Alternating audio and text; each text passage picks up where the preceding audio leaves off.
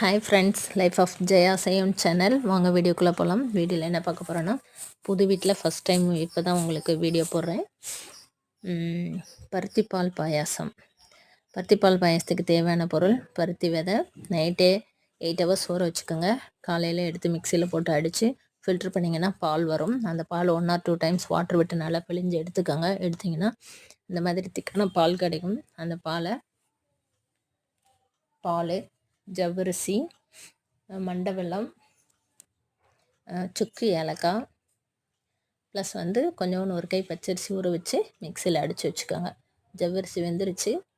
பருத்தி பால் அரைச்சதை ஊற்றி கொதிக்க விடணும். கொதிச்ச நேரம் வரும்போது மஞ்சத்தூளும் ஒரு பிஞ்ச் உப்பும் போட்டுக்கோங்க. நல்லா கொதிக்கட்டும். கொதிச்ச நேரம் வரும்போது மண்டை வெல்லத்தை சேர்த்து கிளறிட்டுருங்க. அப்புறம் பச்சரிசி அரைச்சிங்கல்ல, அதையும் அதில் ஊற்றி மிக்ஸ் பண்ணி கிண்டுங்க. கிண்டு கொதி வந்தோடனே திக்காக வரும் கொஞ்சம்.